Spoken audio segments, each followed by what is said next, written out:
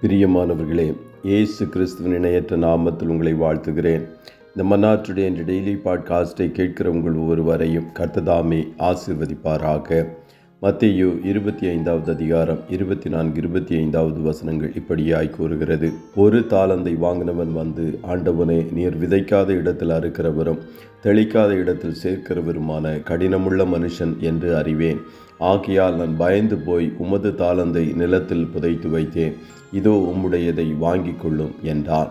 தேவனை பற்றிய தவறான கருத்து, ராங் கான்செப்ட் ஆஃப் காட் என்ற தலைப்பின் கீழ் இன்றைய மன்னாவை தியானிக்கப் போகிறோம். இதிலிருந்து நாம் என்ன கற்றுக்கொள்கிறோம்? அந்த மனிதன் இயேசுவை பார்த்து, நீர் ஒரு கடினமான மனிதன் என்று எனக்கு தெரியும் என்றான். அவனுக்கு இயேசுவை பற்றிய தவறான கருத்து இருந்தது.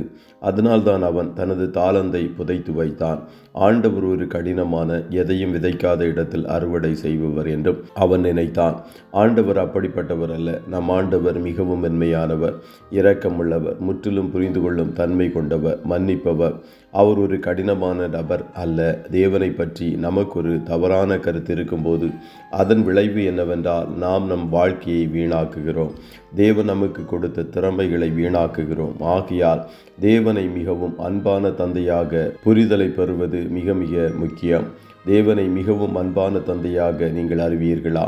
அவர் பிரபஞ்சத்திலேயே மிகவும் கருணையுள்ள மற்றும் இரக்கமுள்ள தகப்பன், பேசுவதற்கு மிகவும் எளிதான நபர், நம்மை பற்றிய அனைத்தையும் புரிந்து கொள்பவர். ஒரு தந்தை தனது குழந்தைகள் மீது இரக்கம் காட்டுவது போல கர்த்தர் தமக்கு பயந்தவர்கள் மீது இரக்கம் காட்டுகிறார் என்று வேதம் கூறுகிறது. ஒரு தாய் பால் குடிக்கும் குழந்தையை பராமரிப்பது போல பிதா நம்மை கவனித்துக் கொள்கிறார்.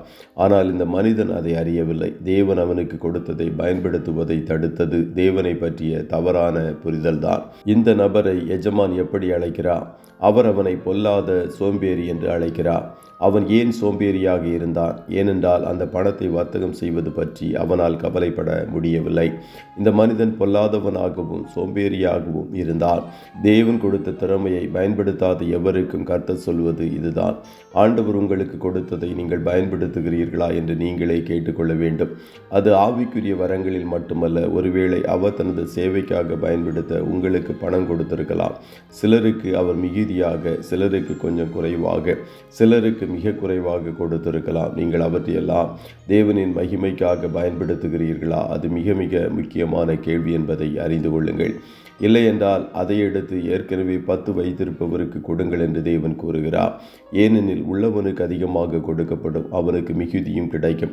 இல்லாதவனிடத்திலிருந்து அவனிடம் இருப்பதும் எடுத்துக்கொள்ளப்படும். பயனற்ற இந்த சோம்பேறியை புறம்பான இருளில் தள்ளுங்கள், அங்கே அழுகையும் பற்கடிப்பும் இருக்கும் என்று ஆண்டவர் கூறிவிடுவார்.